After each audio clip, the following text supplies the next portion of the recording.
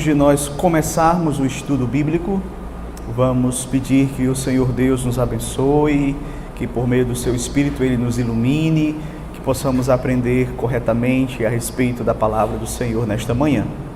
Ok? Então vamos orar ao Senhor nesse momento. Senhor Deus, graças te rendemos, ó Pai, por esse grande privilégio de nesse dia, o dia do Senhor, podermos estar aqui reunidos nesta manhã, para juntos buscarmos a Ti, para aprendermos mais de Ti. Obrigado, Senhor, porque o Senhor já tem falado aos nossos corações no decorrer dessa liturgia e deste culto. Que o Senhor possa nos abençoar nesta manhã, que o Senhor possa conduzir-nos para que possamos compreender corretamente mais um ponto importante a respeito da doutrina do Teu Santo Espírito. Que o Senhor possa nos dar a graça de sermos edificados ainda mais por meio da Tua Palavra.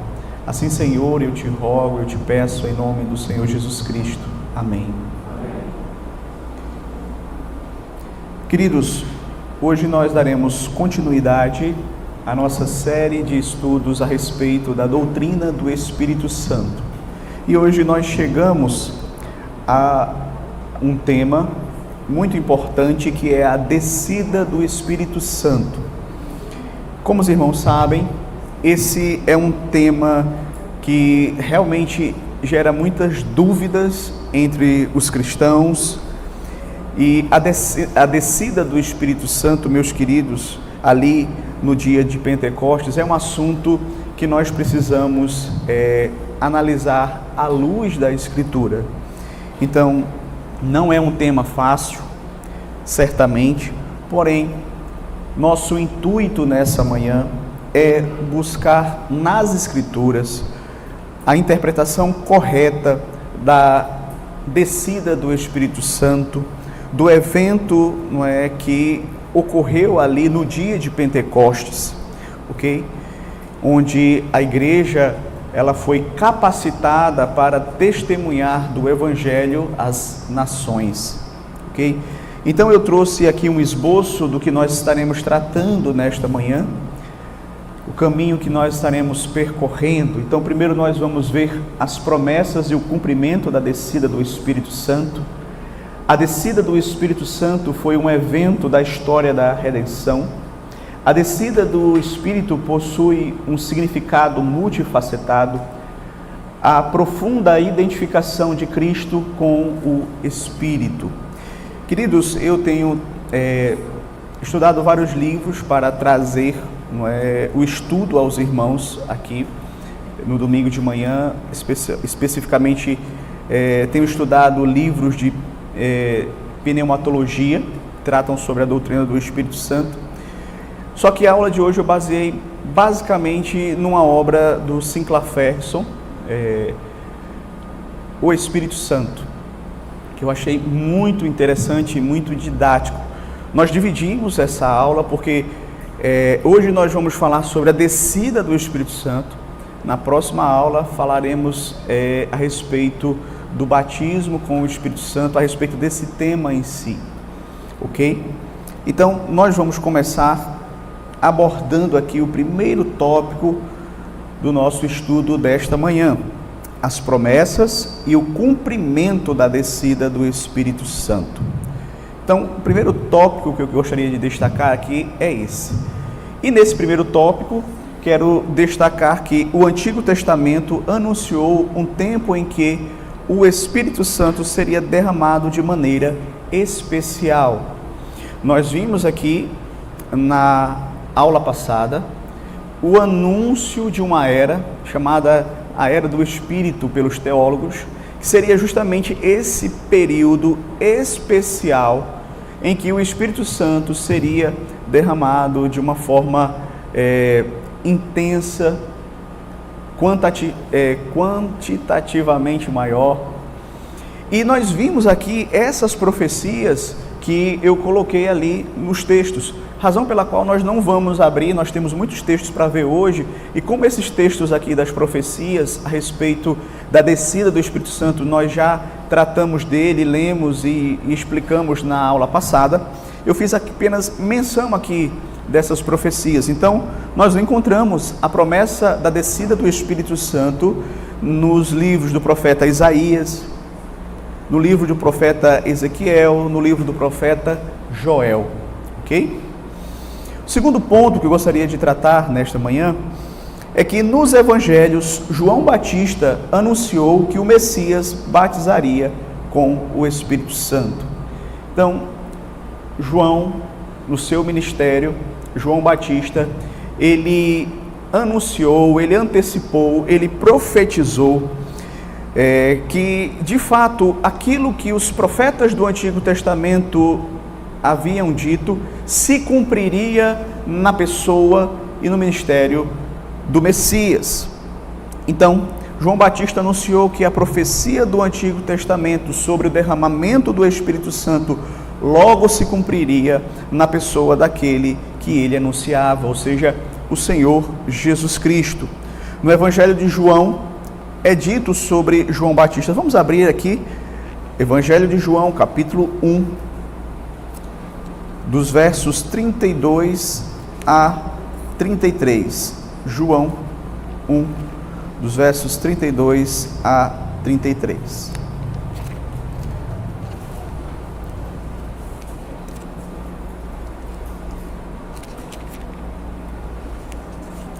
Nos diz assim a palavra do Senhor Deus. E João testemunhou dizendo: vi o Espírito descer do céu como pomba e pousar sobre ele. Eu não o conhecia. Aquele, porém, que me enviou a batizar com a água, me disse: aquele sobre quem vires descer e pousar o Espírito, esse é o que batiza com o Espírito Santo. Então, queridos, veja aqui que João, ele de fato testemunhou de que ele recebeu a revelação da parte do Pai. Olha, aquele em quem você vir pousar o Espírito, é ele quem batiza com o Espírito Santo. E foi exatamente o que aconteceu por ocasião do batismo do Senhor Jesus. O Espírito pousou sobre ele como pomba, ok? Ponto 3 aqui. O Senhor Jesus deixou claro que cumpriria a promessa do Pai de enviar o Espírito Santo. E nós podemos observar isso em Lucas capítulo 24, versos 48 e 49, quando é dito assim: vós sois testemunhas destas coisas, eis que envio sobre vós a promessa de meu Pai. Permanecei, pois, na cidade, até que do alto sejais revestidos de poder. Então veja, Jesus aqui, ele diz aos seus discípulos que permaneçam na cidade até que ele mande sobre eles o quê? A promessa do Pai. A que promessa Jesus está se referindo aqui? Jesus está se referindo justamente àquela promessa que foi feita por Isaías, por Jeremias, Ezequiel, Joel, João Batista, certo? Da descida do Espírito Santo. E em Atos, após a sua ressurreição, Jesus vai repetir essas instruções. Abra comigo Atos 1, versículo de número 9, quando o Senhor Jesus, falando aos seus discípulos, ele os orienta dizendo assim: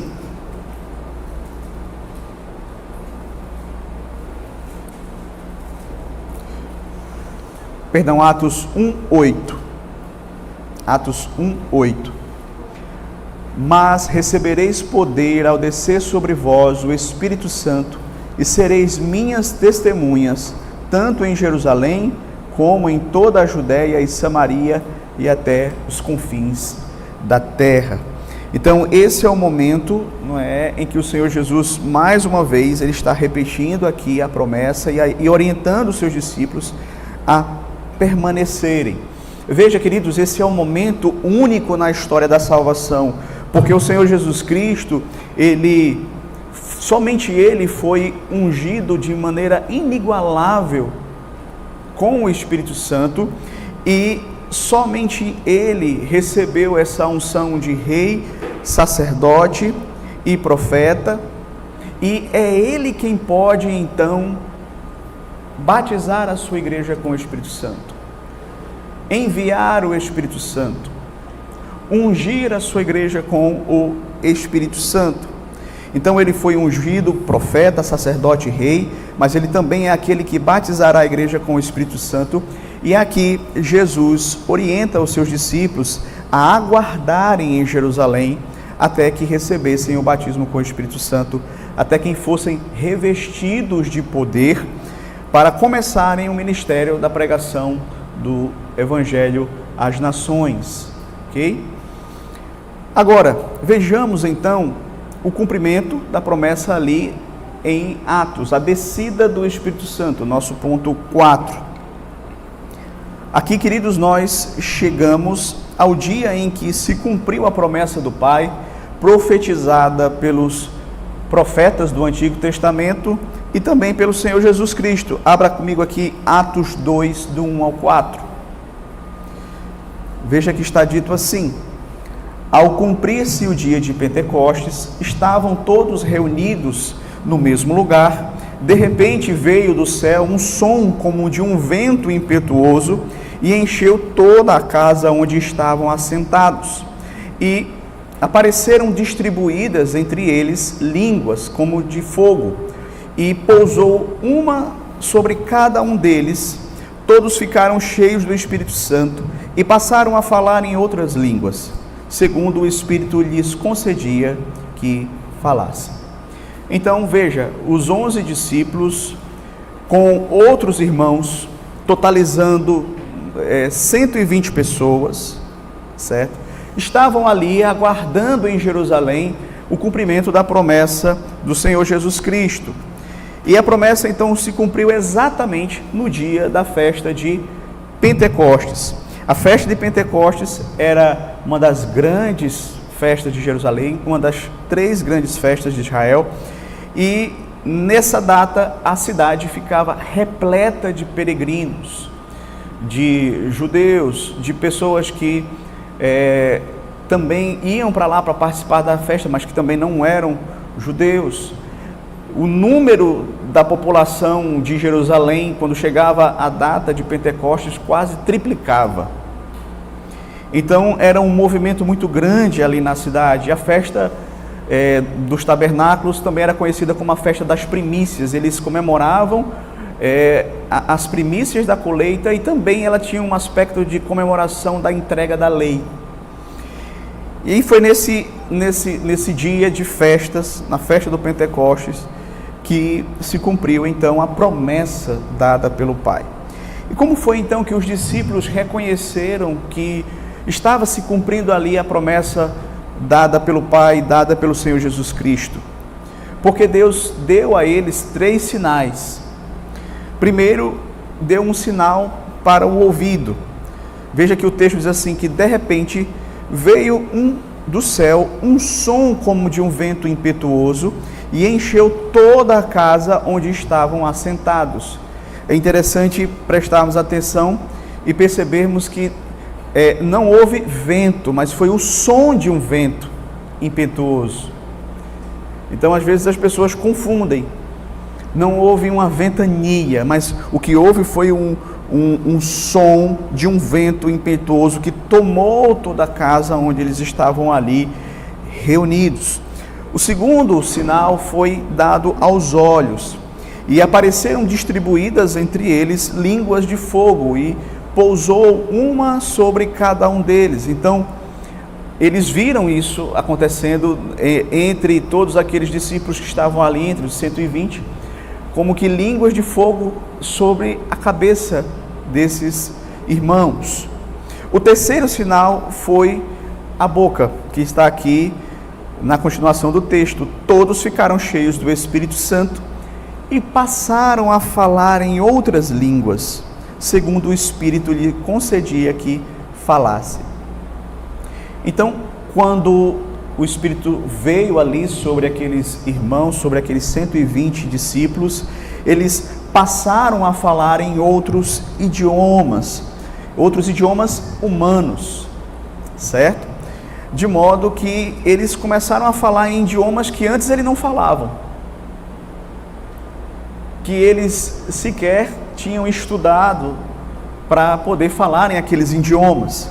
Então esse sinal em que os discípulos falam outras línguas está relacionado justamente à pregação do Evangelho, ao poder que agora a igreja está recebendo para pregar o Evangelho às nações.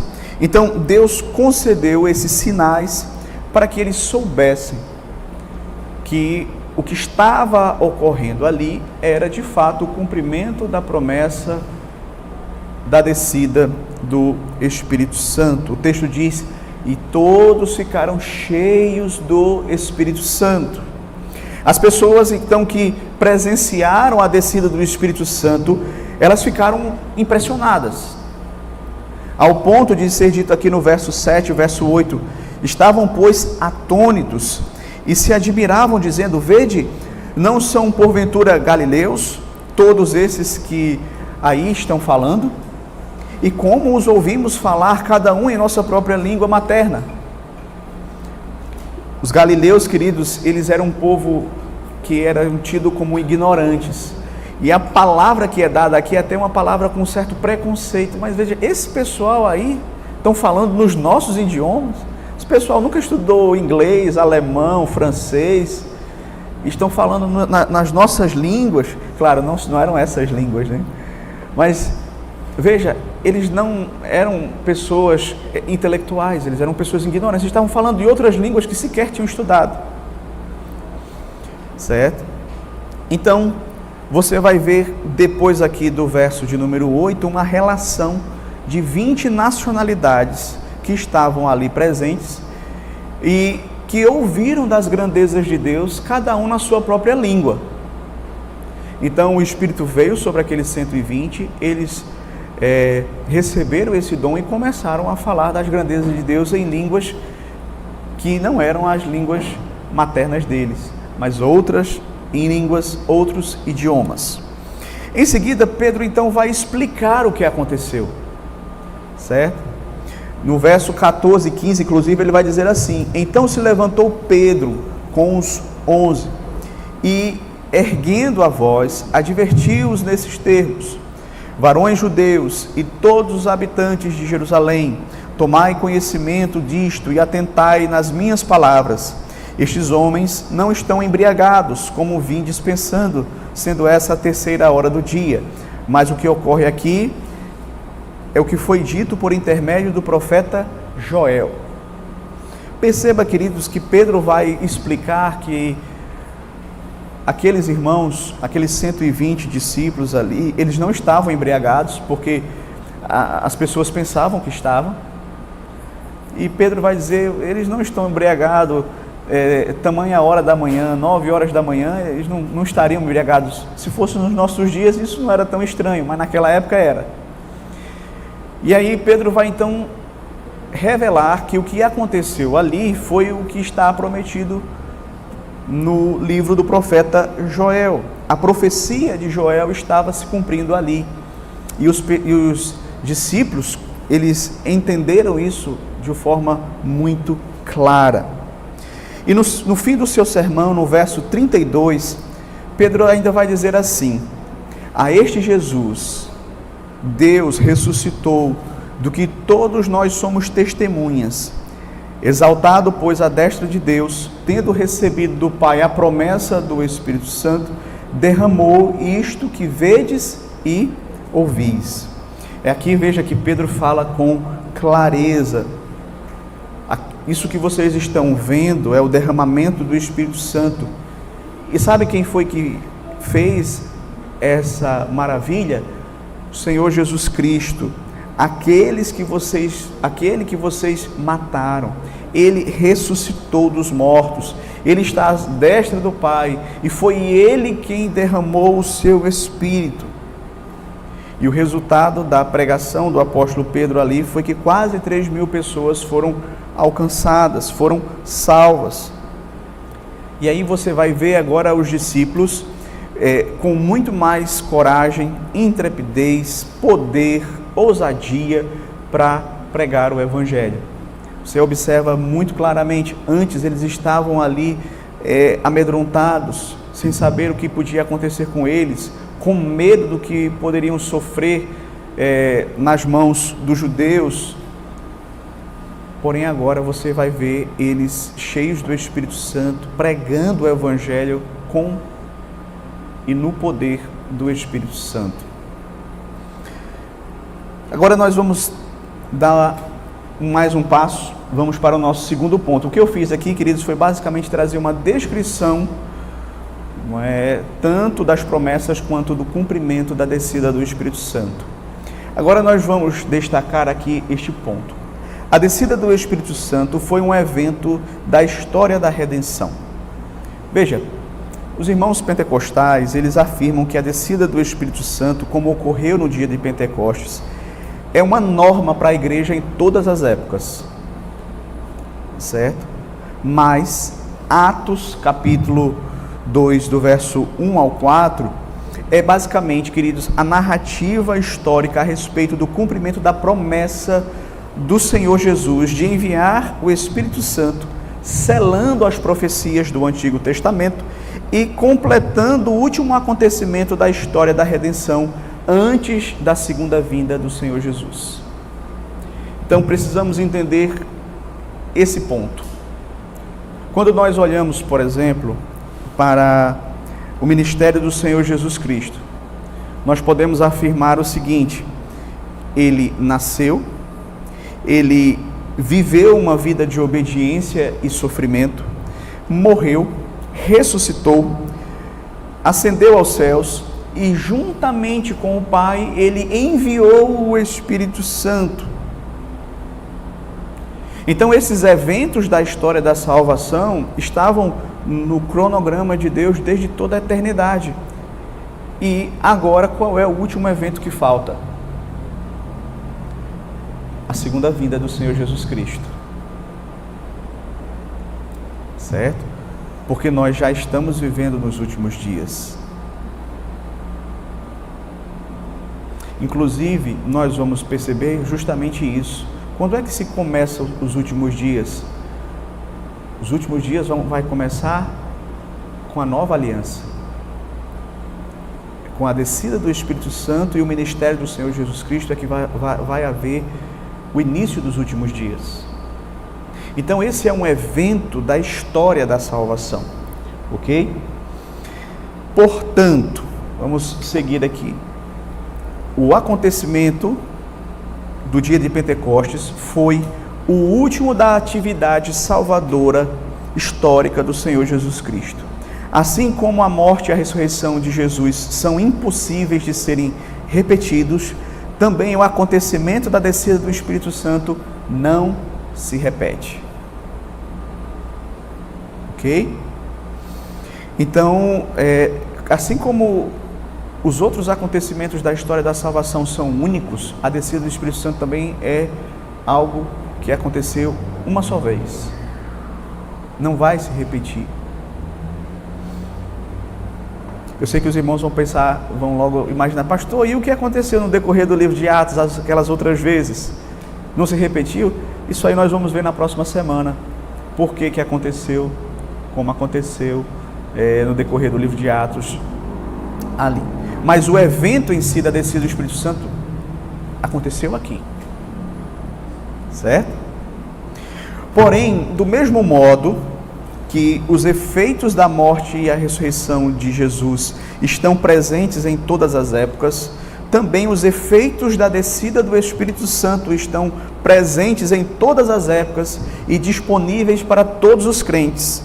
Sem a descida do Espírito Santo, a obra redentora de Jesus não estaria acabada e a sua promessa não teria sido cumprida. Então veja, queridos, como isso é importante. Assim como a morte de Cristo aconteceu uma vez e os benefícios desta morte elas estão vigorando até hoje, a ressurreição dele aconteceu uma vez, a ascensão, tudo isso aconteceu uma única vez e nós hoje ainda estamos vivendo e recebendo esses privilégios que vieram da obra sacrificial de Cristo. Do mesmo jeito, aconteceu o derramar do Espírito Santo ali em Pentecostes e hoje nós estamos recebendo os benefícios deste acontecimento. Eu não preciso que ele se repita para que eu seja beneficiado com ele, porque eu já fui beneficiado com ele, a igreja já foi beneficiada ali com a descida do Espírito Santo. Então, os efeitos da vinda do Espírito Santo permanecem na igreja. Assim, não precisamos pedir ao Pai que nos dê o Espírito, ou que faça o Espírito descer novamente, porque ele já desceu. Logo, é errado nós pegarmos um evento que faz parte da história da salvação e querermos inseri-los na ordem da salvação, certo? Então, os irmãos lembram aqui que nós vimos qual é a ordem da salvação. Tudo começa com a pregação do Evangelho, onde nós somos chamados eficazmente. Depois recebemos vida, somos regenerados, para que possamos ter arrependimento e fé e ser convertidos. Uma vez que eu tenho fé, eu sou justificado. Uma vez que eu estou em paz com Deus, eu posso ser adotado na família de Deus. A partir daí, eu vou crescer em santificação. Então, eu não posso dizer, não, aí você se converte, aí você é batizado com o Espírito Santo. E aí ainda tem outros que vai ser, aí depois você vai ser batizado com fogo. Isso não faz parte da ordem da salvação. Faz parte da história da salvação. É um evento. Então a gente não pode confundir as coisas. Certo? Então, tendo deixado claro aqui esse ponto, que a descida do Espírito Santo foi um evento da história da salvação, e não faz parte da ordem da salvação, nós vamos para o nosso terceiro ponto desta manhã. A descida do Espírito Santo possui um significado multifacetado. Ou seja, para que a gente possa compreender o que aconteceu em Pentecostes, a gente precisa de fato seguir aquilo que a palavra de Deus nos ensina. E apenas por um ângulo não faz justiça à riqueza do significado desse acontecimento. Nós precisamos ler nas Escrituras o que é que ela tem a dizer a respeito da descida do Espírito Santo. E há algumas perspectivas aqui que nós vamos observar, que são ângulos que a palavra de Deus nos traz a respeito da descida do Espírito Santo. Então, a descida do Espírito possui um significado múltiplo, que nós vamos destacar aqui. Primeiro, o Espírito e o fogo. Atos 2:3 diz assim: e apareceram distribuídas entre eles línguas como de fogo, e pousou uma sobre cada um deles. Então, acima da cabeça dos discípulos, apareceram línguas de fogo, como de fogo, né? O texto fala como de fogo. Mas, o que é que isso significa? Nas Escrituras, o fogo é uma figura que geralmente traz duas perspectivas, ou é purificação ou é condenação. Certo?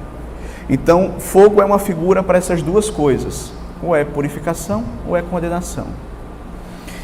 Em Mateus capítulo 3, versículo de 11 a 12, você vai ver João Batista falando a respeito do Senhor Jesus Cristo. E veja que ele vai dizer o seguinte, Mateus 3, do 11 ao 12. Eu vos batizo com água para arrependimento, mas aquele que vem depois de mim é mais poderoso do que eu, cujas sandálias não sou digno de levar. Ele vos batizará com o Espírito Santo e com fogo. Então, Jesus diz que o Messias vai batizar com o Espírito Santo e com fogo. Algumas pessoas acreditam, queridos, que o batismo ao qual João se refere aqui é um só, né? O que batizar com o Espírito Santo e com fogo é um só batismo. que Cristo está se referindo à mesma coisa. Mas, de acordo com o contexto, nós vamos compreender que Jesus está falando sobre duas coisas diferentes, sobre dois tipos de batismos diferentes. Veja que na sequência do texto, Jesus complementa assim: a sua pá ele a tem na mão, e limpará completamente a sua eira, recolherá o seu trigo no celeiro, mas queimará a palha em fogo inextinguível. Observe que João aqui está comparando o trabalho do Messias como uma pessoa que está colhendo trigo. A pessoa que colhe trigo, o agricultor, com a sua pá, ele separa o trigo da palha, certo? Ele coloca o trigo no celeiro, e o que é que ele faz com a palha? Ele queima. Trigo vai para o celeiro, palha vai para o fogo, vai ser queimado. Então, batizar com o Espírito Santo é guardar o trigo, isto é, salvação. Batizar com o fogo é queimar a palha, isto é, condenação. Certo? Tanto é que nos textos paralelos, você vai perceber que quando João ele faz menção a Cristo batizar, quando os evangelistas não mencionam o fogo, ele também não menciona essa outra parte aqui de que ele é como um agricultor que lança a palha para ser queimada. Ele não menciona, só quando ele fala de batismo com o Espírito Santo e com fogo, ele faz esse complemento, justamente mostrando que o Senhor Jesus Cristo vai batizar com o Espírito Santo para a salvação e com fogo para a condenação. Certo? Então a gente precisa estar atento em relação a isso, não é? Porque ser batizado com fogo não é uma coisa boa, não. É ser condenado. Certo? Agora, vejamos o que diz Lucas 12, do 49 ao 50. Lucas 12, do 49 ao 50. Palavras do Senhor Jesus Cristo, veja só. Ele diz assim: eu vim para lançar fogo sobre a terra, e bem quisera que já estivesse a arder. Tenho, porém, um batismo com o qual hei de ser batizado, e quanto me angustio até que o mesmo se realize. Veja, o Senhor Jesus dizendo assim: eu tenho um batismo com o qual eu vou ser batizado, e eu me angustio até que esse se realize. Então Cristo deixa claro aqui em Lucas 12, que faz parte do seu ministério lançar fogo sobre a terra. Eu vim para lançar fogo sobre a terra, e bem quisera que já estivesse a arder. Então esse lançar fogo é o que vai acontecer quando? Na segunda vinda de Cristo. Na segunda vinda de Cristo ele vai lançar fogo mesmo. Mas no verso 50 Cristo vai dizer que tem um batismo ainda, que ele precisa passar por esse batismo e que ele se angustiava, né, por isso. Que batismo é esse? Só existe o batismo com o Espírito Santo para a salvação e o batismo com fogo para a condenação. Então, meus queridos,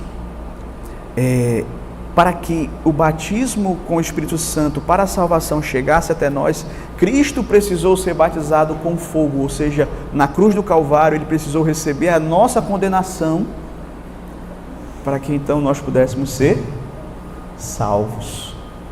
Ok?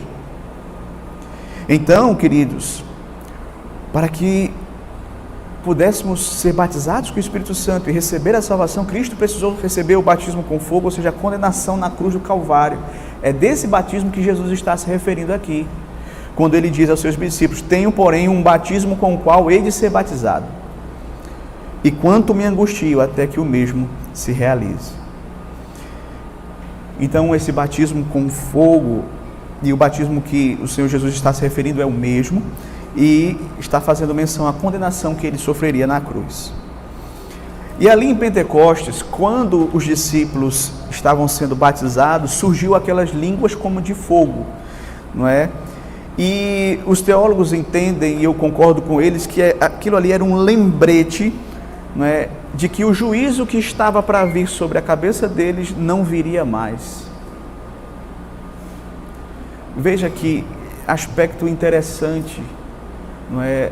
Ali no batismo da igreja com o Espírito Santo, nós vemos o Evangelho mostrando que a condenação que deveria vir sobre nós não vem. O autor do livro que eu falei, Sinclair Ferguson, ele comentando esse texto, ele diz assim, veja só, abre aspas, esse é um batismo de poder gracioso, em vez de poder destrutivo, em virtude do juízo que Cristo havia vicariamente suportado em sua paixão. Em outras palavras, é justamente isso. Cristo recebeu o batismo com fogo na cruz, ele foi condenado, e é para que nós pudéssemos ser batizados com o Espírito Santo. E esse batismo, ele é gracioso e não destrutivo. O fogo lá não significa que nós vamos ser destruídos, mas que nós escapamos dessa destruição, ok? Agora, segundo lugar, o cumprimento da promessa. Esse é um outro lado também que nós podemos enxergar o Pentecostes, o cumprimento da promessa. Como nós já vimos e nós já temos mencionado, queridos, vários profetas anunciaram a chegada de um dia em que o Espírito seria derramado de uma forma especial sobre o povo de Deus. Entretanto, Paulo, quando ele fala aos Gálatas, ele vai jogar essa promessa lá para trás, lá para o tempo de Abraão. Veja só, Gálatas 3,14. Veja o que ele diz. Para que a bênção de Abraão chegasse aos gentios em Jesus Cristo, a fim de que recebêssemos pela fé o Espírito prometido. Veja, queridos, que Paulo relaciona a promessa do Espírito com a promessa que foi feita a Abraão lá atrás. A conhecida promessa que por meio de Abraão Deus iria abençoar as nações. É por meio do Espírito Santo que essa promessa vai ser cumprida. É por meio do agir do Espírito Santo na vida dos eleitos de todas as nações que Deus estaria cumprindo a promessa que ele fez a Abraão. Então veja, a promessa do Espírito Santo, ela remete lá aos primórdios, as primeiras promessas feitas em Gênesis. No Salmo 2, Deus Pai promete ao Deus Filho: pede-me e eu te darei as nações por herança e as extremidades da terra por tua possessão. Então, veja, Cristo, o Filho, após realizar a sua obra sacrificial, ele receberia como herança da parte do Pai várias nações, não é? Pessoas de todas as nações. Isaías 52, 13 e 15 fala sobre isso. Eu vou pedir que você abra lá comigo, Isaías 52, do 13 ao 15, que diz assim: eis que o meu servo procederá com prudência, será exaltado e elevado e será muito sublime. Como pasmaram muitos à vista dele, pois o seu aspecto estava muito desfigurado, mais do que o de outro qualquer, e a sua aparência mais do que dos outros filhos dos homens. Assim causará admiração às nações, e os reis fecharão a sua boca por causa dele, porque aquilo que não lhes foi anunciado verão, e aquilo que não ouviram entenderão. Veja, o texto está falando aqui do servo sofredor do Senhor, o Senhor Jesus Cristo. Isso é ponto, ok? E aí, preste atenção, ele afirma que ele será desfigurado, fazendo referência aqui à crucificação. Entretanto, após a cruz e a ressurreição, as nações começariam a enxergá-lo de uma forma diferente. É o que o texto vai dizer aqui. Olharão para ele com assombro, porque perceberão nele coisas que ainda não tinham percebido. E essa promessa se cumpriu quando? No dia de Pentecostes. Pois, como nós lemos, estavam reunidos ali pessoas de diversas nacionalidades.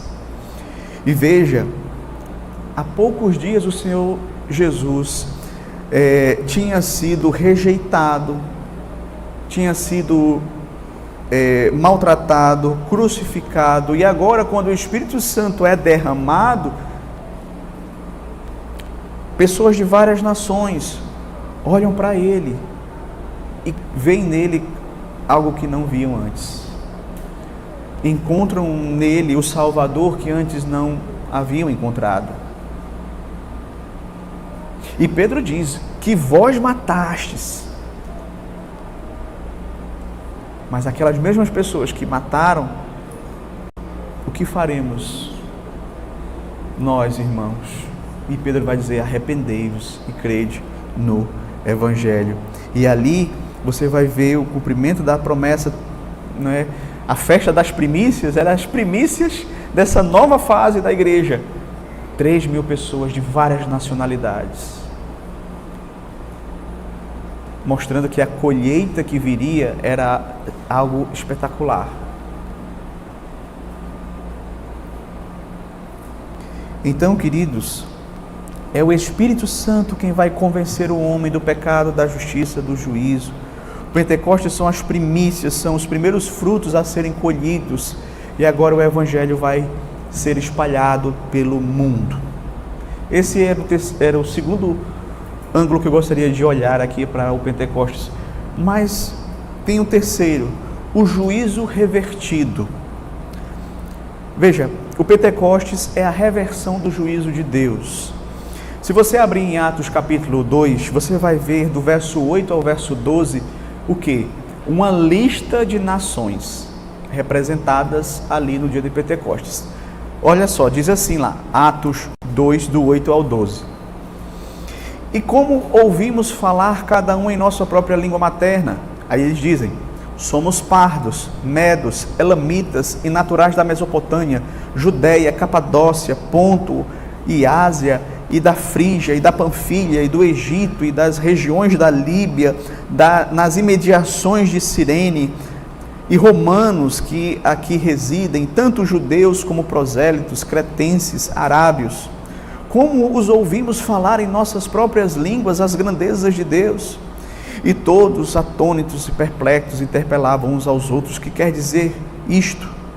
Outros, porém, zombavam, dizendo: estão embriagados. Então, Lucas relata aqui que havia pessoas de diversas nacionalidades. Porém, isso não era, de forma nenhuma, empecilho para que eles não compreendessem a mensagem do Evangelho que estava sendo anunciada ali na boca dos discípulos. Cada um compreendia na sua língua materna. E veja, não é que, e é importante deixar claro, o dom não era de ouvir, certo? Não é que o discípulo do Senhor Jesus estava pregando lá em hebraico e a pessoa ouvia aqui em grego, na língua romana. Não. Ele falava a língua daqueles que ali estavam. Ele falava outra língua. O dom não é de ouvir, é de falar. E aí eles ouviam, cada um na sua língua materna. Certo? Então o fato de serem de várias nações não impedia deles ouvirem o Evangelho. Isso nos faz menção ao quê? Qual é o outro acontecimento onde línguas estão envolvidas, mas que o efeito não foi dado por Deus para que eles se entendessem, mas para que eles se desentendessem? Babel. Em Gênesis 11, do 1 ao 9, narra um momento na história da humanidade quando havia uma só língua. Eles se entendiam, certo? Os homens se reuniram com o propósito então de construir uma torre que levasse até o céu. De forma simbólica, eles estavam ali agindo, queridos, de uma forma extremamente soberba, como que mostrando que eles não precisavam de Deus e que eles, por seus próprios esforços, eles iriam chegar até Deus.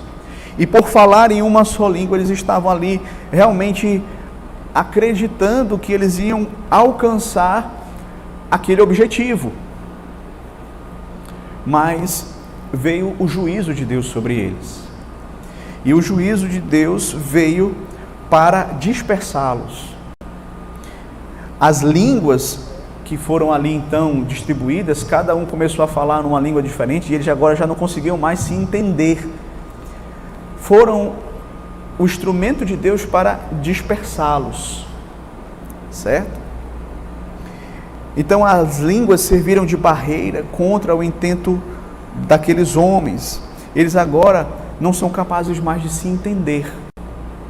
E é interessante que depois do verso 9, do verso 10 ao verso 32, é apresentada uma lista de nacionalidades também, igual aqui de Atos. Entretanto, queridos, no Pentecoste, esse juízo ele foi revertido. Certo?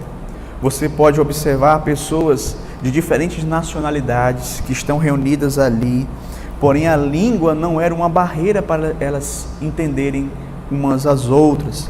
Aquelas pessoas que ali estavam, elas de fato representavam uma igreja que agora era internacional, vamos dizer assim. Uma igreja composta de pessoas de várias nacionalidades, que estavam unidas pelo mesmo Evangelho, pelo mesmo Salvador. Então, Pentecostes é a reversão de Babel, certo? Em seu livro, Sinclair Ferguson cita um estudioso que diz que na quantidade de pessoas presentes ali na igreja, 120 pessoas, era o número, era a quantidade exata para se começar uma nova comunidade. Para que se estabelecesse uma comunidade, era necessário 120 pessoas, era exatamente o número que se tinha ali. Então, ele vai dizer que representativamente uma nova comunidade ali estava sendo criada, a Igreja de Cristo, composta de pessoas de diversas nacionalidades. Sinclair Ferguson diz assim, agora eu vou citá-lo diretamente: no dia de Pentecostes, essa nova comunidade tornou-se a esfera na qual o reverso escatológico dos efeitos do pecado começou a aparecer num povo reconciliado, consistindo de judeus e gentios, possuindo um só Senhor, uma só fé, um só batismo. Ou seja, o que ele está dizendo aqui? Que ali em Pentecostes os efeitos do pecado começou a ser revertido. Cristo estava começando ali a salvar a sua igreja e regenerar pessoas, e pessoas serem vivificadas espiritualmente. Veja, queridos, quão maravilhoso foi o que aconteceu ali em Pentecostes, e muitas vezes as pessoas querem apenas reduzir o Pentecostes a percepções que não são bíblicas e que não são condizentes com aquilo que foi de fato o Pentecostes. Entretanto, eu espero não confundir a cabeça dos irmãos, mas as línguas, elas também têm um aspecto de juízo. As línguas lá de Pentecostes, mas não é para outro povo, senão para os judeus. E quem faz essa relação é o próprio apóstolo Paulo, lá em 1 Coríntios, capítulo 14, do verso 21 ao verso 22. Quando Paulo está orientando ali a igreja de Coríntios a respeito do dom de línguas, né, no culto, ele vai dizer assim, veja só. 1 Coríntios 14, do verso 21 ao 22. Na lei está escrito: falarei a este povo por homens de outras línguas e por lábios de outros povos, e nem assim me ouvirão, diz o Senhor. De sorte que as línguas constituem um sinal não para os crentes, mas para os incrédulos. Mas a profecia não é para os incrédulos, e sim para os que creem. Veja, o que é que Paulo está falando aqui? Veja, Paulo está falando a respeito do culto. E Paulo está ensinando que ele, de fato, prefere que haja profecia no culto, porque por meio da profecia, que era a pregação, todos iam entender o que ia ser dito, certo? E aí ele faz uma relação com a profecia lá do Antigo Testamento, onde Deus fala ao povo de Israel, diz, olha, porque vocês não ouviram a minha voz, eu vou mandar vocês serem castigados no meio de um povo que vocês não vão entender o que esse povo fala. Certo? E aqui Paulo vai resgatar essa profecia e vai justamente mencionar isso aqui.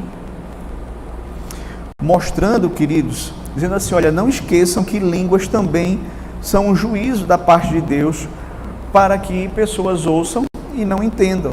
Assim como ocorria no Antigo Testamento, línguas também é um juízo para quem tem um coração endurecido. Certo? Para quem, como eles, ouviram a palavra de Deus da boca do Filho de Deus e não quiseram aceitar. Eles agora vão ouvir a pregação do Evangelho na boca de pessoas estrangeiras, em língua estrangeira, porque não quis ouvir o Evangelho por meio do Filho de Deus.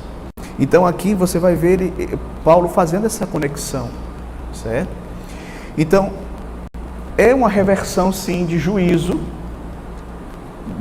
ali em Babel, só que especificamente para os judeus, era também uma lembrança do juízo de Deus sobre eles por não terem ouvido o Evangelho, né? E agora o Evangelho ele passa aos gentios. Inicia-se então esse período agora dos gentios, ok? Quarto, a relação do Pentecostes e o Monte Sinai. Esse é um outro ângulo que nós precisamos ver. Hebreus 12, do 18 ao 21. Hebreus 12, do 18 ao 21, que diz assim, ora, não tendes chegado ao fogo palpável e ardente, e à escuridão, e às trevas, e à tempestade, e ao clangor da trombeta, e ao som das palavras tais que quantos o ouviram suplicaram que não lhes falasse mais, pois já não suportavam o que lhes era ordenado.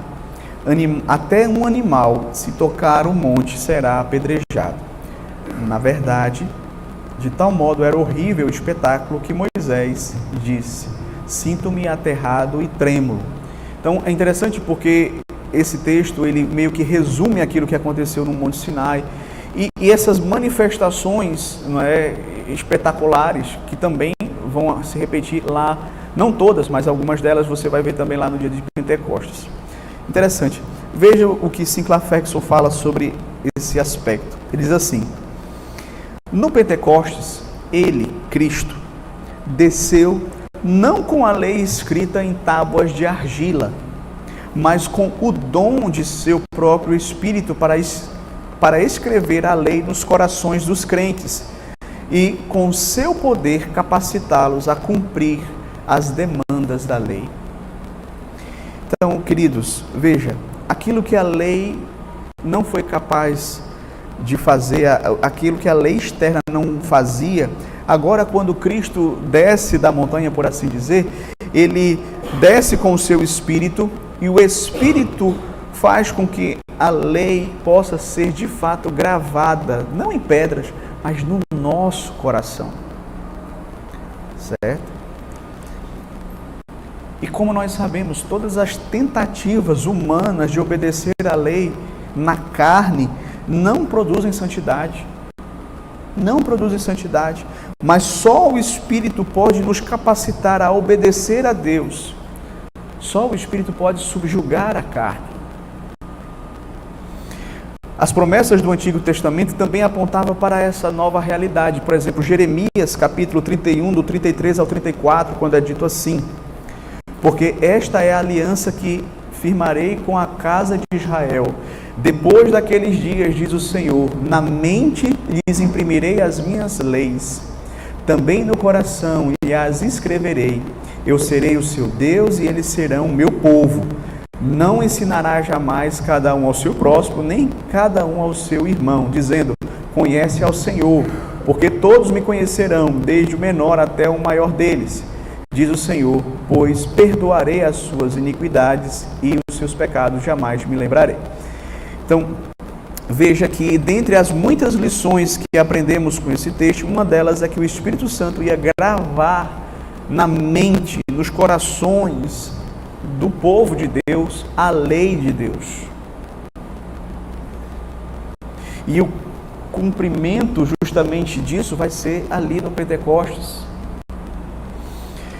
Mas isso também foi ensinado pelo apóstolo Paulo em Romanos capítulo 8, do verso 3 ao 4, quando ele diz assim: porquanto o que fora impossível à lei, no que estava enferma pela carne, isso fez Deus enviando o que? O seu próprio Filho, em semelhança de carne pecaminosa, e no tocante ao pecado, e com efeito condenou Deus na carne o pecado, a fim de que o preceito da lei se cumprisse em nós, que não andamos segundo a carne, mas segundo o Espírito. Veja que Paulo afirma nessa passagem que o preceito da lei se cumpre em nós através de quê? Do Espírito Santo. A lei não foi capaz por ela mesma, porque ela estava enferma pela carne, como nós estudamos esse texto aqui em Romanos, mas agora é pelo Espírito, é no poder do Espírito, é pela obra do Espírito no coração dos crentes. Veja ainda o que Paulo vai dizer em 1 Coríntios 3, do 7 ao 8. Veja só, 1 Coríntios 3, do 7 ao 8. E se o ministério da morte, gravado com letras em pedras, se revestiu de glória, a ponto de os filhos de Israel não poderem fitar a face de Moisés, por causa da glória do seu rosto, ainda que desvanecente, como não será de maior glória o ministério do Espírito Santo? Veja que aqui Paulo faz essa relação entre o Sinai e a descida do Espírito Santo de uma forma bem clara. E Paulo vai dizer aqui que havia glória na antiga dispensação da lei. Glória na lei que foi dada ali no Sinai. Havia glória no rosto de Moisés. Só que essa glória ela ia desvanecendo. A glória da nova aliança em Cristo, no Espírito, é superior e ela não vai desvanecer.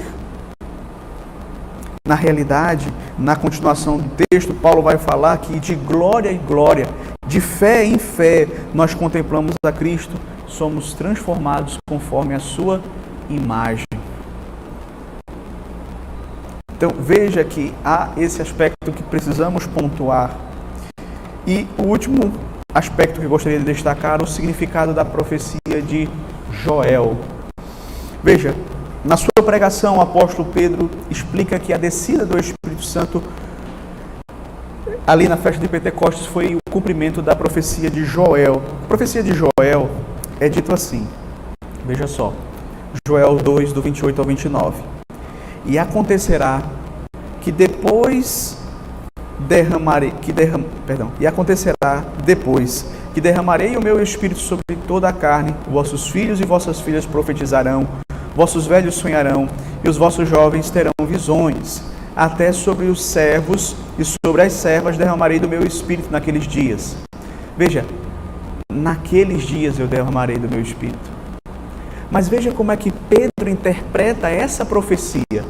Pedro vai dizer assim, mas o que ocorre, Atos 16, 2, 16 ao 18, Pedro vai dizer assim, mas o que ocorre é o que foi dito por intermédio do profeta Joel. Olha como ele começa. E acontecerá nos últimos dias. Enquanto que Joel diz naqueles dias, Pedro já interpreta. Por quê? Porque ele já sabe que é nos últimos dias que viria a descida do Espírito Santo. E acontecerá que nos últimos dias, diz o Senhor, que derramarei do meu Espírito sobre toda a carne, sobre os vossos filhos, as vossas filhas profetizarão, os vossos jovens terão visões e sonharão os vossos velhos. Se nós prestarmos atenção, queridos, veremos que Pedro, ao profetizar, ele menciona aqui, ao pregar, ele menciona aqui a profecia de Joel e diz que ali foi o cumprimento, né, da profecia de Joel e que o falar em línguas, certo? De uma maneira que as pessoas pudessem entender, era justamente aqui ele traz essa ideia de profetizar aqui. Certo? Então Pedro, especificamente aqui, ele vai dar a entender justamente isso, que o profetizar mencionado por Joel está sendo cumprido no fenômeno de falar em línguas, de uma maneira que o povo pudesse entender. Certo? Então Pedro, ele considerava as línguas como entendidas naturalmente pelos ouvintes ou interpretada para eles como um equivalente funcional à profecia. Certo? Se antes, lá na antiga aliança, o Espírito vinha sobre o profeta para dar a ele o conhecimento da vontade de Deus, agora na nova aliança, você vai perceber que todos os filhos e as filhas, todos os homens e as mulheres, todos eles profetizam. Certo? Os jovens têm visões, os velhos sonharão. Estes eram, vamos dizer assim, queridos, naturalmente os modos de comunicar o conhecimento de Deus na antiga aliança. Como é que na antiga aliança Deus comunicava o conhecimento dele aos profetas? Por meio de visões, de profecias, de sonhos. Só que aí, veja só, Pedro vai interpretar que o fato deles terem o conhecimento do Senhor, estarem falando em outras línguas e, nesse sentido, profetizando das grandezas de Deus, isso é o cumprimento aqui. Antes, no Antigo Testamento, só os profetas tinham acesso a isso. Agora, o crente comum tem acesso a isso, a esse conhecimento do Senhor. Agora há uma mudança. Todo o salvo no Senhor Jesus possui conhecimento de Deus, anteriormente experimentado só pelos profetas. E isso foi exatamente o que Moisés esperava com anseio, porém ele nunca experimentou na sua época, quando ele disse lá em Números 11, 29, tem ciúmes por mim, falando a Josué, tomara todo o povo do Senhor fosse profeta, que o Senhor lhes desse o seu Espírito. E aqui em Pentecostes isso está sendo cumprido. Certo? Veja, agora eu vou citar mais uma vez aqui Sinclair Ferguson, e ele vai trazer uma visão interessante sobre este ponto. Ele diz assim: quando visto dentro desta velha, nova perspectiva pactual, a preocupação central aqui não está nos resultados específicos que tanto fascinam a igreja contemporânea. Exemplo, as mulheres podem pregar ou profetizar, ou se a profecia é um dom contínuo para a igreja em todas as épocas. Veja, não é esse o ponto. Ele diz assim: aqui, profecia é uma metonímia para a participação do Espírito messiânico e a experiência do conhecimento do Senhor, o qual só o Espírito de Deus pode dar. Certo? Então, a ideia da profecia de Joel não é que agora na nova aliança a gente vai ter visão, a gente vai ter sonho, a gente vai falar em... Não é isso. É que agora o conhecimento de Deus todo crente vai ter. E na antiga dispensação, só o profeta, o sacerdote e o rei que eram ungidos com o Espírito Santo, para terem um conhecimento especial. Agora não, todo o povo do Senhor vai ter o conhecimento de Deus. Certo? Então aqui se cumpre as palavras lá do profeta Jeremias: não ensinará jamais cada um ao seu próximo, nem cada um ao seu irmão, dizendo: conhece o Senhor, porque todos me conhecerão, desde o menor até o maior deles, diz o Senhor. Ou seja, jamais, meus queridos, se ungirá um mediador humano requerido para ensinar o povo de Deus a conhecer o Senhor. Nós não precisamos mais desses intermediários. É isso que Jeremias está falando aqui. Agora, todos que recebem o Espírito do Senhor Jesus Cristo exaltado, participam deste Espírito, participam desta unção, em Cristo possuem o conhecimento pessoal e imediato de Deus. Todos, nesse sentido, são profetas, sacerdotes e reis. Então, a gente precisa seguir esta linha para que a gente possa, de fato, entender essas profecias e não querer trazer coisas do Antigo Testamento e implantar hoje qual é o significado, qual é o sentido da profecia. É isso que nós precisamos entender e é isso que nós vamos perceber aqui neste ponto, ok? E agora, mais rapidamente, nós vamos para o quarto ponto. A profunda identificação de Cristo com o Espírito. Isso também aqui é muito importante para que a gente possa entender a descida do Espírito Santo, o que aconteceu no dia de Pentecostes. As evidências mais claras dessa identificação de ministério se encontram no Evangelho de João, particularmente no discurso de despedida de Jesus Cristo. Vejamos alguns exemplos dessa profunda identificação de Cristo e do Espírito Santo. Veja aqui, é dito aqui: assim como Cristo afirmou que foi enviado do Pai, em João 8,18, o Espírito também é enviado do Pai, João 14,16.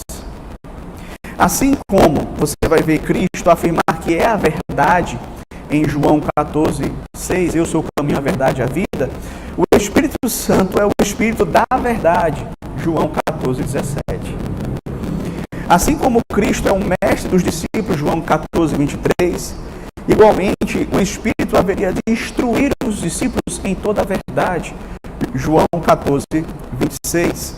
Assim como Cristo é a testemunha do Pai, João 18,37, o Espírito Santo é testemunha de Cristo, João 15,26. Assim como o mundo não conhece e não aceita Jesus Cristo, João 5,43, o mundo não conhece e não aceita o Espírito, João 14,17. Você percebe como há uma identificação entre os ministérios do Senhor Jesus Cristo e do Espírito Santo? Veja, essas semelhanças aqui, elas não são fortuitas. Essas semelhanças, elas não são por acaso.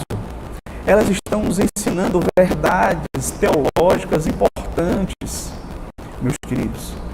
Há uma união profunda entre o Espírito e o Senhor Jesus Cristo. Ter o Espírito é ter a Cristo, é ou não é? Não foi isso que nós aprendemos em Romanos? Ter o Espírito é ter a Cristo, e ter a Cristo é ter o Espírito. Você não pode ter um e não ter o outro.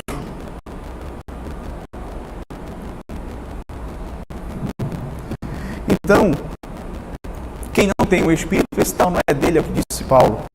Não existe comunhão com Cristo a parte do Espírito Santo. Ter o Espírito é ser habitado pelo próprio Cristo. E aí eu fiz questão de colocar essa citação do Sinclafexo por último, para que a gente pudesse entender esse aspecto importante. Veja só.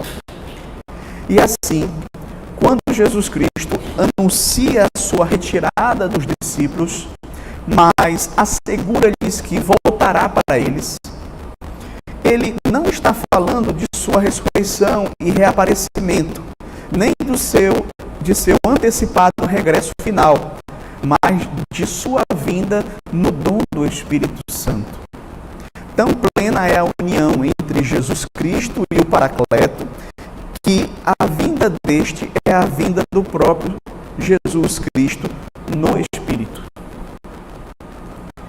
Então, queridos, veja, se a gente não tivesse entendimento profundo da descida do Espírito Santo, do que ela significa para a história da salvação, para as nossas vidas, a gente vai querer reduzir isso a manifestações.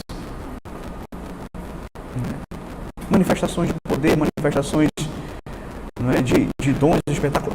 Gente, nós precisamos entender dentro da história da salvação o que foi aquele evento, para que a gente hoje não incorra em erros e não traga esses erros para a nossa vida cristã e nem para o culto a Deus.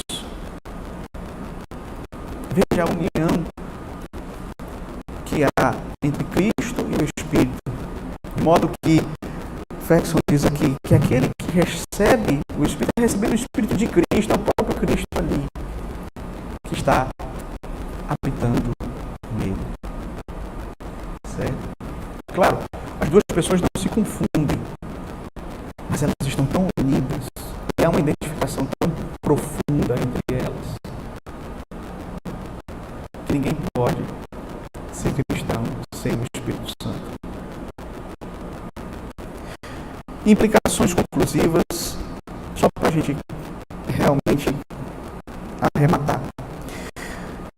Primeiro, a descida do Espírito Santo é um evento que faz parte da história da salvação e não da ordem da salvação. Então, não se repete. Não, se você já é crente, você pedir para ser batizado com o Espírito Santo, é você pedir o que você já tem. Certo? E nós vamos esclarecer isso um pouco mais na próxima semana.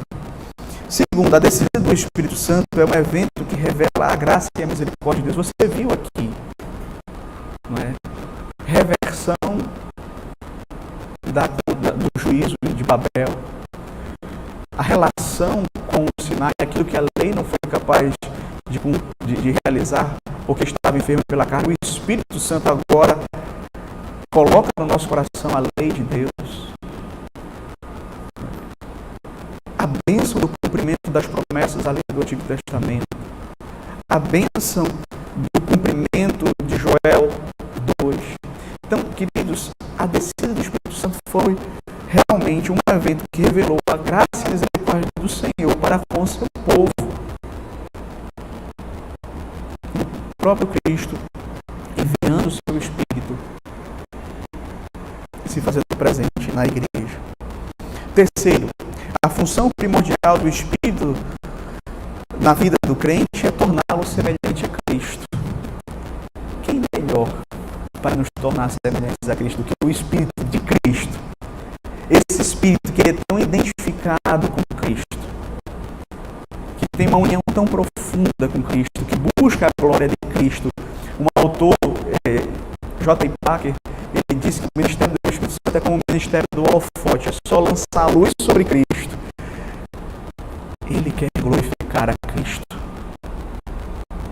E Ele quer transformar você cada dia mais para que você, de glória em glória, se pareça mais com Cristo e glorifique mais a Cristo. Certo? Em quarto, com a descida do Espírito Santo, a igreja recebeu o poder necessário para testemunhar de Cristo e das nações. Isso é algo também que nós aprendemos hoje. Como eu disse, meus queridos, uma coisa é os discípulos antes do Pentecostes, outra coisa é os discípulos depois do Pentecostes. Então, Jesus diz, olha, vocês vão receber poder ao descer sobre vós o Espírito Santo. Então, fiquem aqui. Não vão pregar ainda. Continuem aqui. Eles precisavam desse poder. E aí, quando eles recebem o poder, aí você vê outros homens. Você vê o apóstolo Pedro, que antes era vacilante, um homem intrépido, corajoso, né, cheio do poder do Espírito, pregando o Evangelho, confrontando seus ouvintes, sem medo. Porque agora, no poder do Espírito Santo, nós somos capacitados a testemunhar, a viver a vida cristã de forma que agrade a Deus e a pregar o Evangelho às nações para a glória de Deus. Que Deus, então, nos ajude e nos abençoe. E se Deus assim nos permitir, na semana que vem, nós vamos continuar e nós vamos ver os outros acontecimentos de Atos e vamos tratar especificamente sobre o batismo com o Espírito Santo. Certo? Deus